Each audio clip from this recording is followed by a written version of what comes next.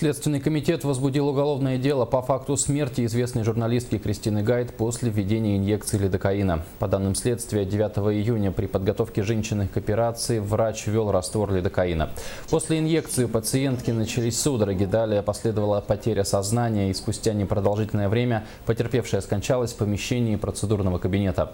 Уголовное дело возбудили по статье «Причинение смерти по неосторожности вследствие ненадлежащего исполнения лицом своих профессиональных обязанностей». Санкции по данной статье предусматривают до 3 лет лишения свободы.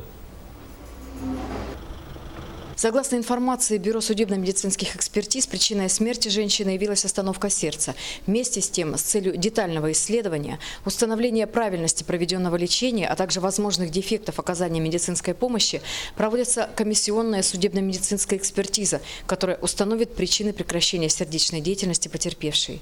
Следственными органами осуществляются необходимые следственные мероприятия, направленные на установление всех обстоятельств произошедшего. Изъята и изучается соответствующая медицинская документация, а также партия препарата лидокаин, который использовался в медучреждении. Допрашивается медицинский персонал больницы, а также иные лица, чьи показания имеют значение для уголовного